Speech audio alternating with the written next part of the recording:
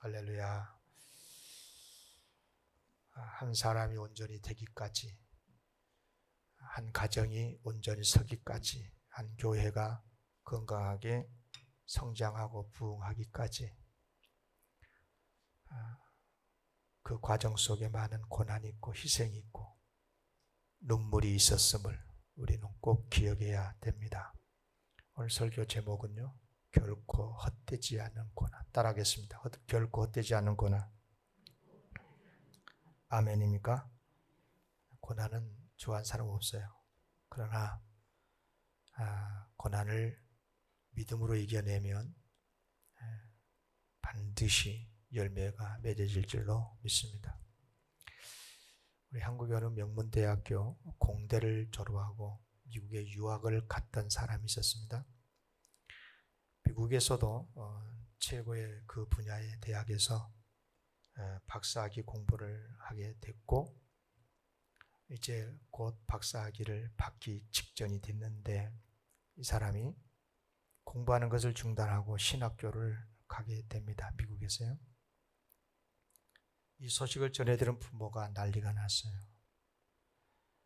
이제 곧 아들이 금이 한양할 것을 기대하고 또 들어갈 대학 교수 자리도 있었고, 그런데 신학교를 갔다. 근데 마침 그때 그 신학교에서 공부했던 친구가 그랬대요. 이왕이면 조금 더 공부해서 공대 박사 학위도 받고 그러고 나서 신학교를 와도 늦지 않았을 텐데 왜 그렇게 했냐고. 그랬더니 그분의 대답이 이렇더라는 거죠. 학위를 끝내고 나면 사람이란 게 그렇지 않냐. 틀림없이 신학을 못할 것 같아서 그래서 박사학위 받기 직전에 그만두고 신학교에 왔노라고 결단했다는 이야기입니다. 이분은 결국 이제 신학 공부를 했고 신학 박사까지 됐어요. 이제 신학 박사가 됐으니까 그때까지만 해도 우리 장신대를 비롯해서 신학대학교 교수 자리가 그때는 박사학위가 그 분야에 많지 않아서 충분히 우리나라에 오면 훌륭한 교수가 될 수 있는 분이었었어요. 근데 이분이 선교사가 된 거예요. 그것도 기독교 선교가 금지되어 있는 이슬람권 선교사로 간 거죠. 그 나라에 가서 그 나라의 언어를 배워서 성경을 그 나라의 언어로 번역하는 그런 사역을 하게 된 거죠. 자신의 안락과 영광을 다 내려놓고 희생정으로 하나님께 헌신하는 참으로 귀한 종이 아닐 수가 없습니다. 정말 대단한 사람 아닙니까? 그런데 여러분 조금 깊이 생각해 보시면 제가 질문해 볼게요. 이 선교사 진짜 대단하죠? 그러면 이 선교사가 더 대단합니까? 아니면 이 선교사가 선교하러 간 그 선교지 나라의 국민들이 더 대단합니까? 여러분 세기의 사랑이란 걸 아시죠? 영국의 국왕 에드워드 8세가 미국의 심부신이라고 하는 여인과 결혼하기 위해서 세상에 영국의 왕이 자리를 내려놓고 말아요. 대단한 사랑 아닙니까? 근데 사랑을 위해서 왕위를 버린 에드워드 8세가 더 대단합니까? 아니면 에드워드 8세로 하여금 왕위까지 버리게 한 심부슨 여인이 더 대단합니까? 세상의 모든 안락과 명예를 포기하고 하나님의 종이 된 선교사가 더 위대합니까? 아니면 선교사를 그렇게 만들어버린 그 나라의 영혼이 더 대단합니까? 물론 하나님께서 명령을 하셨으니까 순종하여 갔겠지요. 그러나 그 나라의 백성을 사랑하지도 않는데, 그 나라의 백성이 싫은데, 이슬람권 나라니까, 하나님을 대적한 나라니까 싫은데 억지로 간 것입니까? 결코 아니죠. 하나님의 명령도 명령이지만 그 나라의 백성들을 생각할 때마다 눈물이 나고 사랑하고 싶고 그들을 구원하고 싶고, 그래서 자신의 모든 안락과 명예를 다 내려놓고 간 것이 아니었겠습니까? 물론 선교사의 그런 사랑의 마음도 하나님이 주신 거겠죠. 그러나 그런 사랑을 그 선교사 마음에 불어넣어서 끝내 그 선교사로 하여금 세상에 박사학위를 다 내려놓고, 그것도 신학 박사까지 돼가지고 공산권, 그 이슬람권의 선교사로 가게 만들어서 그 죽을 고생을 하고 그렇게 그 영혼을 구원하게 하신다면, 그러기 위해서 하나님의 사랑을 그 선교사 마음에 불어넣었다면, 도대체 하나님은 그 백성을 얼마나 사랑하시는 겁니까? 물론 하나님은 분명 선교사를 사랑하셔서 그에게도 복을 주시겠죠. 그래서 그런 사역을 맡기셨고요. 하지만 그 선교사를 기어코 당신의 종으로 만들어서 가서 복음을 전해서 예수 믿어서 구원받게 하려고 하는 그 선교지의 영혼 한 사람 한 사람은 도대체 하나님이 얼마나 사랑하시기에 그렇게 하신 것일까? 그 죽음의 사지로 보내는가 하는 거죠. 여기서 우리는 하나님이 소위 세상에 보잘것없는 사람들까지도 얼마나 사랑하시는지를 우리가 깨닫게 되는데, 우리 예수님 보세요. 하나님의 하나밖에 없는 독생자 아니겠어요? 그런데 그 하나밖에 없는 독생자 예수님을 이 세상에 보내시고 십자가에 달려 죽게 하시기까지 하신 이유가 뭡니까? 도대체 하나님은 이 세상을 얼마나 사랑하시기, 여러분 영혼을, 저의 영혼을 하나님은 얼마나 사랑하시기, 그렇게 소중하고 귀한 하나밖에 없는 독자를 세상에 보내서 죽게 하신 겁니까? 그래요. 비천한 죄인들인 우리를 구원하시기 위해서, 바꿔 말하면 그만큼 우리가 하나님께 존귀한 존재더라. 아멘입니까? 네, 아멘. 사진을 몇 장 좀 보겠는데요. 이건 제가 직접 가서 현장에서 찍은 사진입니다. 어떨 것 같아요? 어디를 여러분한테 보여줄 것 같아요, 이 시간에? 오늘 본문 말씀의 배경, 빌립보입니다. 빌립보 도성이거든요. 다 지금은 이제 오랜 역사 속에서 다 이렇게 흔적만 남아 있죠. 계속 보시면 이건 이제 안내문이죠. 빌립보 도성에 대한 설명의 안내문이 있어 제가 사진 찍었습니다. 자, 이제 이런 폐허된 그런 고성인데 조금 그래도 순례객들이 많으니까 조금 회복된, 지금 이렇게 다시 공사도 하고 그렇게 하더라고요. 네, 그리고 거기에 제가 사진 한 컷을 했습니다. 인물도 멋지긴 하지만 이 사진을 제가 가져온 이유는 여기 보시면, 여기 보면 빌립보라고 하는 단어가 있죠. 빌립보, 라틴어로. 그러니까 이제 여가 빌립보 도성이라고 하는 어떤 분명한 역사적 가치가 있는 아주 귀한 돌입니다. 이 돌 앞에서 제가 사진을 찍었고요. 자, 그 다음에 이게 그 유명한 빌립보 도성 근처에 있는 빌립보 감옥이라고 알려져 있는 곳입니다. 모르겠어요. 그 자리에 이렇게 조금 더 했는지는 모르지만 그 현장입니다. 그 다음, 그리고 저 아내랑 거기서 한 컷 했습니다. 그리고 그 안에는 못 들어가서 열쇠 딱 잠가놨어. 너 들어가면 못 나온다고. 거기 들어가면 서울 못 올 것 같아서 안 들어가고. 여기가 바로 이제 빌립보 바로 도성 바로 그 앞에 흐르는 아주 맑은 물이 냇가가 있어요. 강줄기입니다. 바로 거기 이렇게 해놨더라고요. 그래서 여기서 마침 그날 주일이어서 예배도 드리면서 그저 물 발도 담그고 세수도 하고 빨래까지 하려다가 빌립보 여인들을 생각하면서 그렇게 했는데 사진을 좀 보여드렸습니다. 여러분 오늘 본문 말씀은 하나님이 빌립보 감옥을 지키는 간수 그리고 그의 가족을 얼마나 귀하게 사랑하셨는가를 보여주는 그런 배경의 말씀이죠. 여러분 바울이 빌립보 감옥에 얼마쯤 갇혔었나요? 단 하룻밤이어서 단 하룻밤. 그리고 그날 밤에 그 감옥을 지키고 있었던 간수의 모든 가족이 다 예수 믿고 세례받고 구원을 받아요.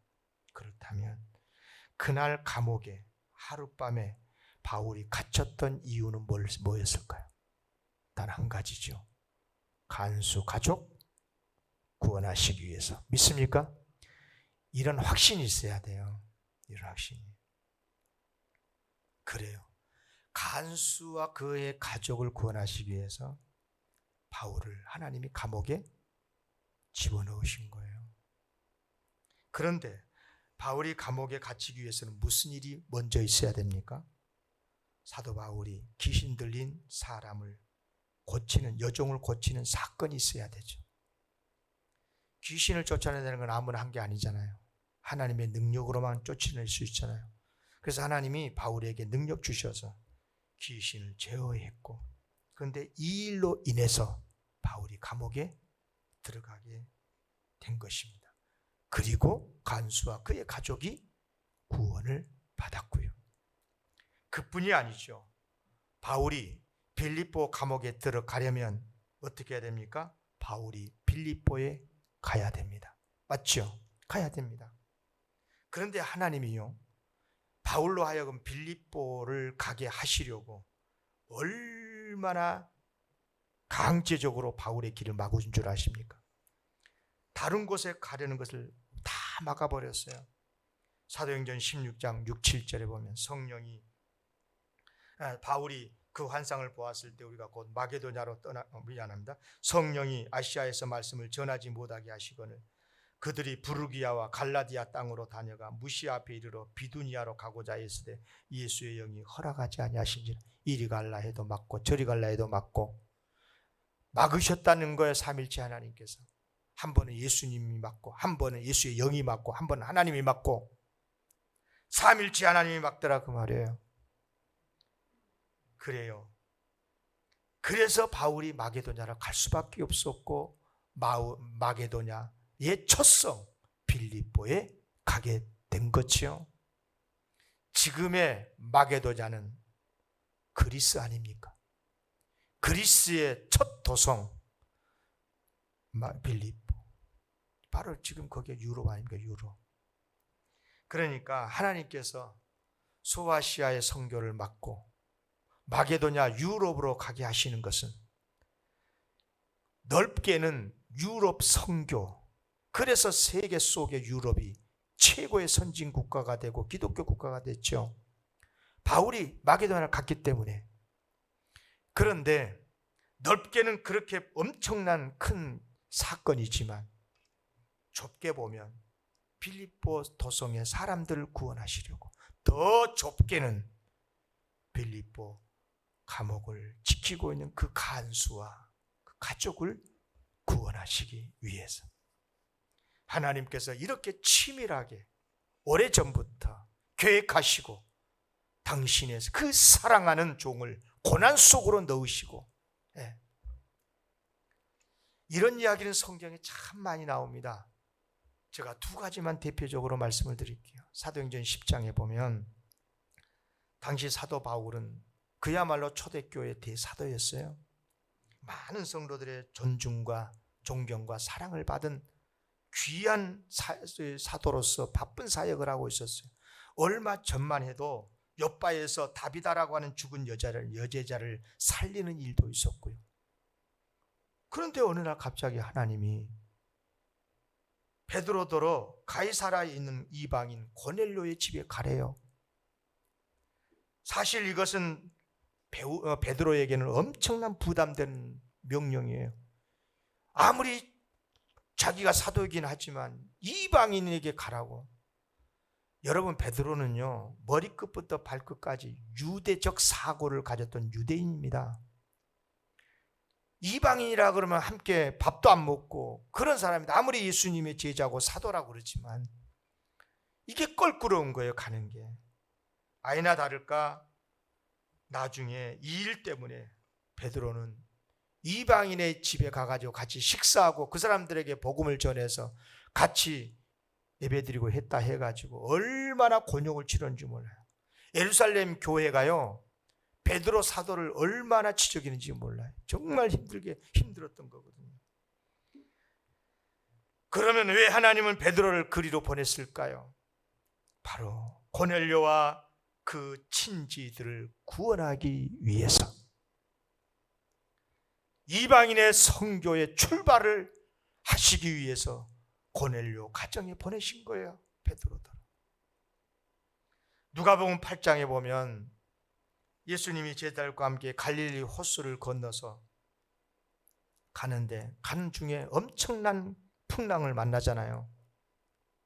물론 예수님이 바람과 풍랑을 잔잔케 하심으로 제자들을 풍랑의 위험에서 살려내시는데요. 그런데 물어볼게요. 예수님이 그때 어디 가시는 겁니까? 어디로 가자고 하신 겁니까? 그 배가 어디로 가고 있었습니까? 이방인의 땅, 거라사인의 땅이었어요. 그런데 가가지고 무슨 일을 했습니까? 딱 한 가지 일밖에 안 했어요. 사람 한 사람, 귀신 들린 사람, 그것도 군대 귀신 들린 한 영혼을 깨끗하게 고쳐주시고, 그리고 곧장 사람들이 더 있어 달라고 해도 다시 배 타고 돌아오잖아요. 자, 이걸 팩트 체크해 보십시다. 뭐라고 만약에 요즘 같으면 기사하겠습니까? 그것을. 예수님은 군대 귀신 들리는 한 사람을 구하기 위해서 사랑하는 제자들을, 12명의 제자들을 풍랑의 위험에 빠뜨렸더라. 어떻게 보느냐에 따라서요, 말이 달라지고 해석이 달라진 것 아니겠어요? 여러분, 그래서 제자들이 망했습니까? 결코 아니지요. 지켜주셨지요. 오히려 제자들에게 그런 사건들을 통해서 정말 예수님의 사랑이 무엇고, 영혼을 어떻게 사랑해야 되고, 선교가 뭔 줄 아니, 전도가 뭔 줄 아니, 그 본뜻을 제자들에게, 베드로에게 명확하게 알려주신 거죠. 저 멀리 이방의 땅, 가는 길에 풍랑 만날 수 있고 어려움 당할 수 있지만 그 군대 귀신, 그 추한 인생 한 사람, 그 사람을 구하기 위해서 가는 것이 선교요, 그것이 전도요, 그것이 진정한 기독교의 이유다, 존재 이유다. 실제로 군대 귀신 들린 사람도 구원을 받았지만 그를 통해서 데가볼리의 그 이방 땅 지역에도 복음이 전파되는 역사가 일어나지 않았습니까? 여러분, 이런 이야기 들으시면 감동이 되지 않습니까? 정말 은혜스러운 말씀 아닙니까? 하나님은 정말 보잘것없는 한 영혼을 구원하기 위해서 그렇게 귀한 종들을 고생시키시고 위험에 빠뜨리시고 그러는 거구나. 여러분, 우리의 이야기를 해보십시다. 이 땅에, 어두움의 땅, 동방의 끝, 이 한반도에 130여 년 전 영국, 미국, 호주 등등 그 유명한 명문 대학교를 졸업하고 그 젊은 20대, 30대 선교사들이 이 나라에 와서 그 모든 영광, 명예 다 내려놓고 와서 선교하다가 결혼도 하기 전에 이 땅에 풍토병에 걸려서 죽기도 하고, 병들어서 죽고, 순교당하기도 하고, 결혼했지만 아이가 병들어서 아이들이 죽기도 하고, 그런 고통 속에서 이 땅에 복음이 전해졌고 교회가 세워졌고, 지금 우리 영광교회도 있는 거고 여러분도 저희들도 예수 믿고 이런 축복을 누리고 있는 것 아니겠습니까? 우리 영광교회도 53년 전에 영광교회 역사가 시작이 되면서 얼마나 많은 종들이, 얼마나 많은 주의 일꾼들을 통해서 영광교회가 교회되게 하시고 여기까지 오게 하셨겠습니까? 여러분 한 영혼 한 영혼 여러분들을 세우기 위해서 애간장을 태우며 기도하면서 눈물로 기도하면서 지금 이처럼 우리가 믿음을 지키고 있는 거고 예배를 드리고 있는 것이 아니겠습니까? 그렇다면 그렇게 고통스럽게 사역을 감당하는 주님의 종들은 손해만 보니까 억울한 것입니까? 억울해서 잠 못 자고 내가 너희들을 어떻게 섬겼는데 그런 것입니까?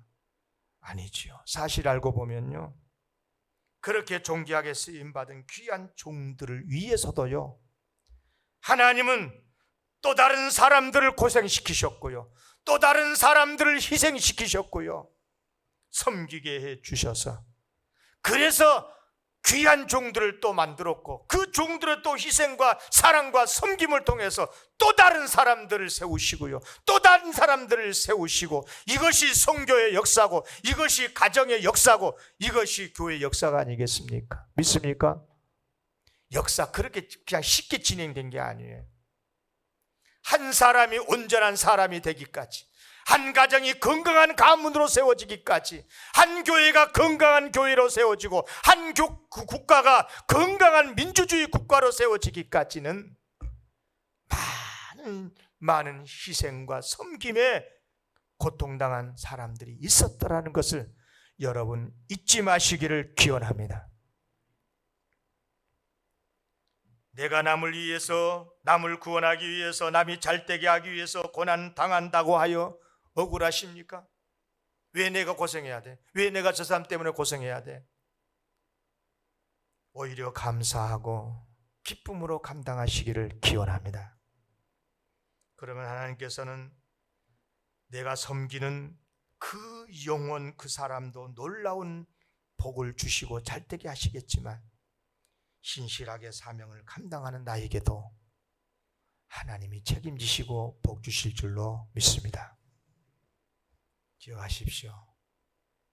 누군가를 위해서 희생하고 섬기는 건요, 절대 억울한 고통 아니요, 복이에요. 복 중에 복이라니까요. 제가 역사를 공부하면서 아는 게 있어요. 깨달아진 게 있어요. 역사라는 것은 출세하고 성공하고 잘되고 권세에 가진 사람들을 통해서 역사가 바뀐 게 아니고요, 그 고난의 세대를, 세상을 품고 한 영혼이 됐든 그 사회가 됐든 그 나라가 됐든 그 가정이 됐든 가슴에 품고 울고 헌신하고 희생하는 그 사람, 그 귀한 종들을 통해서 세워지고 복되게 역사가 이어가더라고요. 믿으시면 아멘 하세요.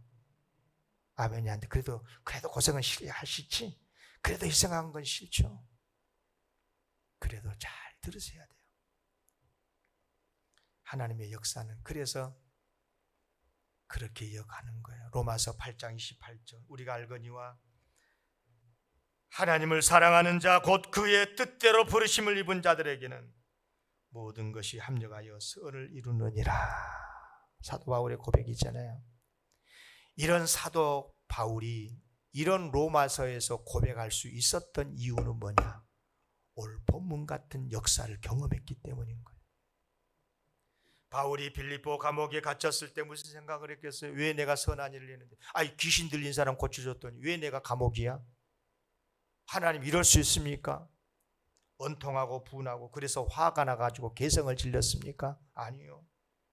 바울은 이런 고난 속에서도 하나님의 뜻이 뭔가, 도대체 어떤 일을 이루시려고 이렇게 어려운 자리에 나를 넣으셨는가?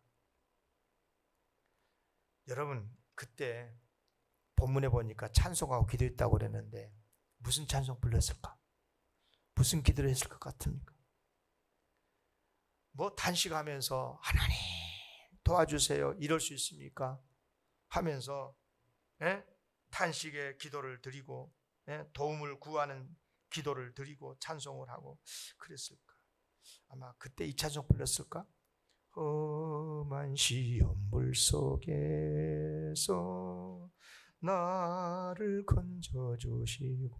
은혜스러운 찬송이긴 하지만 나는 이 찬송 안 했다고 생각해. 그때 없었으니까 이 찬송가가. 그런데 어쩌면 이 찬송하지 않았을까?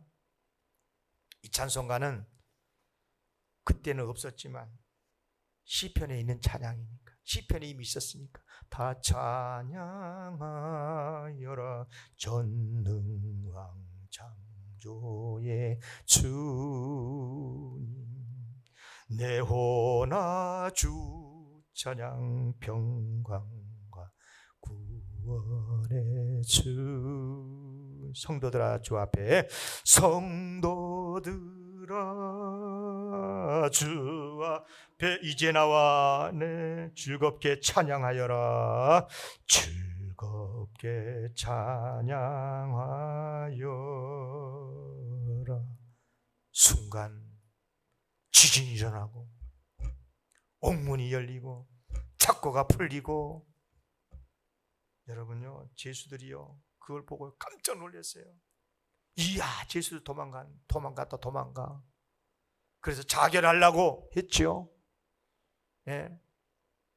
그런데 바울이 침착하게 태연하게, 죽지 마시오, 우리 다 여기 있어. 깜짝 놀랐죠. 간수가. 순간 우리가 어떻게 하면 구원을 얻겠습니까? 바울이 그때 복음을 전합니다. 주 예수를 믿어라.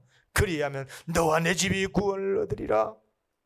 아멘 하고, 성경에 보면 간수가요 얼마나 그 순간이 감격스러웠는지 자기 집에 데리고 가가지고 퇴근해서 다 아픈 거, 자기가 때린 거 다 씻어주고 미안해요 사도님 하면서 걸게 밥 차리고 식사 대접하고 잠 재워주고 세례받고 친지들까지 다 오라서 세례받았대. 성경에 보니까.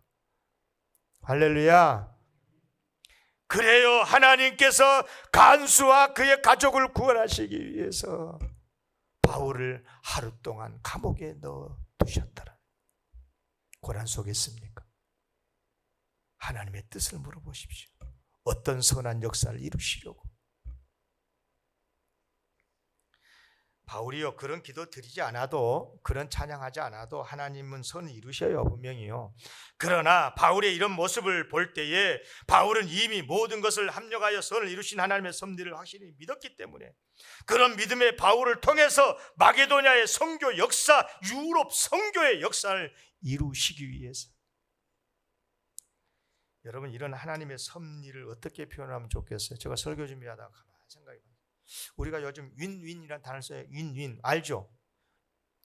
너도 좋고 나도 좋고, 너도 이기고 나도 이기고.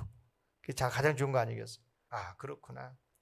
하나님은 하나님의 한 사명자의 헌신을 통해서 다른 사람들이 구원을, 하나님이 그렇게 소원하신 인류 구원, 영혼 구원을 하시니 기뻐하시고 영광을 받으시고, 하나님도 좋고, 그리고 구원받은 사람은 말할 수 없는 영혼 구원받고 천국을 얻게 됐으니까 좋고, 그리고 고난과 희생을 참아내면서 사명을 감당했더니 간수가 살아나고 그의 가족이 구원을 받게 되니까 그 전도의 열매로 인해서 말할 수 없는 보람을 느끼고 믿음이 성숙하게 되고 하나님의 나라의 상급을 받게 되니 좋고, 그래서 따라할까요? 윈윈윈 섭리. 내 말이에요. 그냥 뭐 외울 것도 없고 말 것도 없고.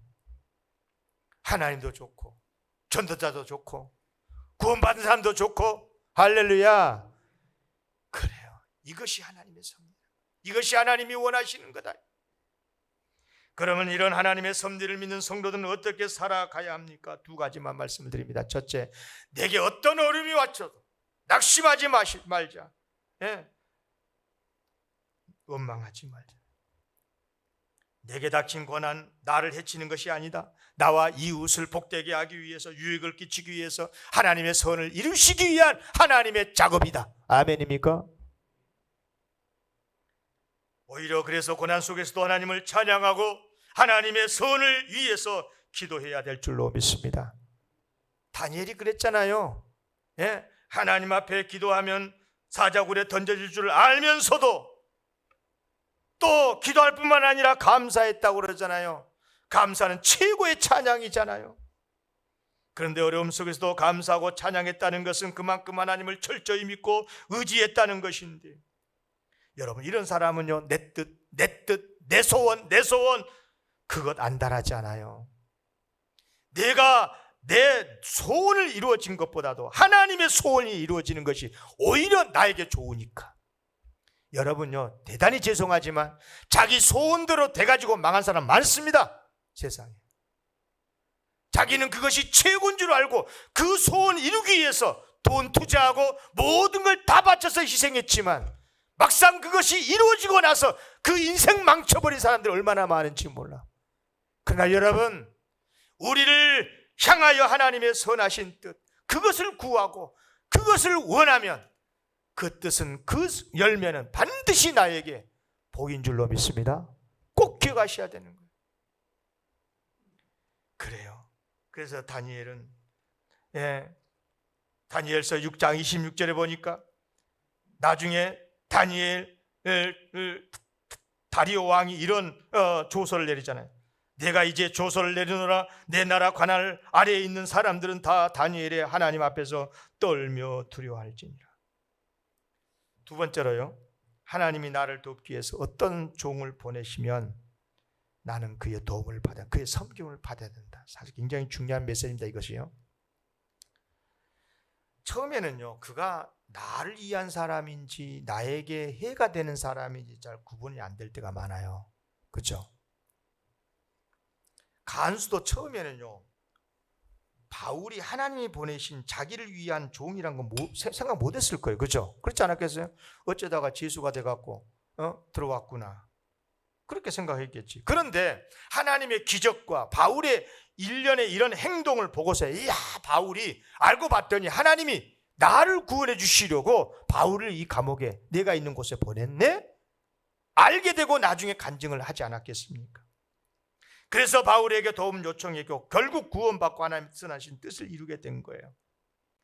여러분, 잘 들어보세요. 어떻게 하면 저 사람이 나에게 보내신 하나님의 복의 종인가? 어떻게 알 수 있을까? 그리고 감사함으로 그의 도움을 기꺼이 내가 받아들일 수 있을까? 그 사람의 섬김을 고맙게 생각하면서 받아줄 수 있을까? 네. 우리가 흔히 하나님의 섭리를 두 가지로 나누거든요. 일반 섭리, 특별 섭리. 특별 섭리는 한마디로 말하면 기적적으로 이루어진 역사를 말한 겁니다. 네.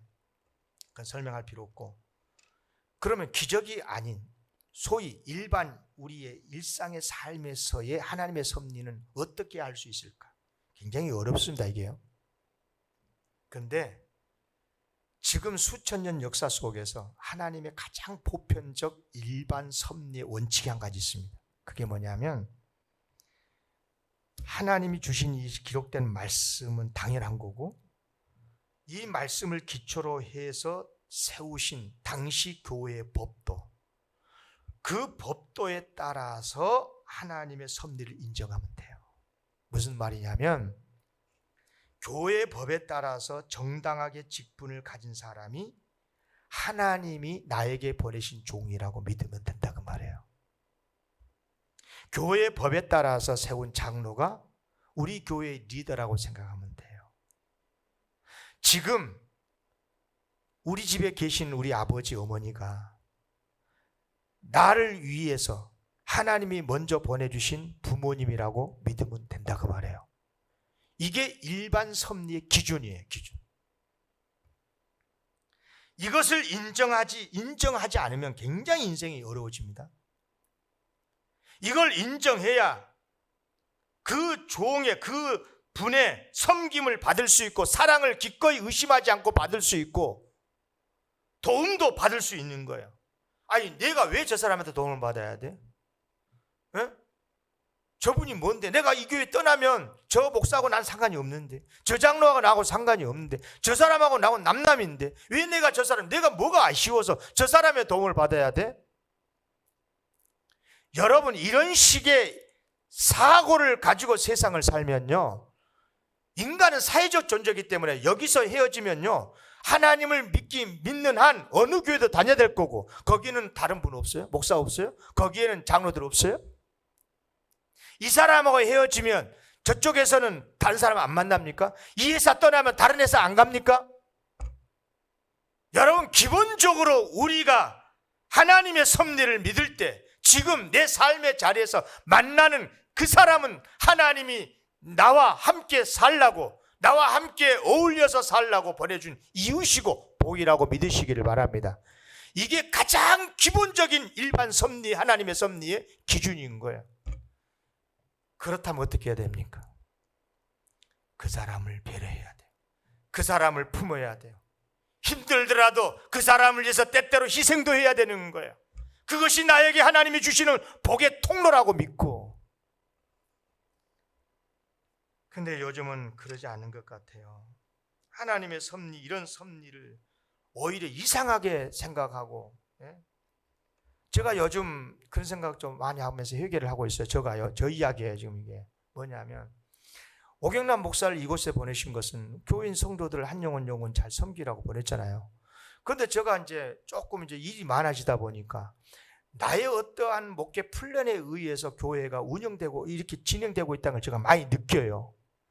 순간 깜짝 놀랐어요. 제가요. 하나님이 회개합니다. 이러면 안 되는데.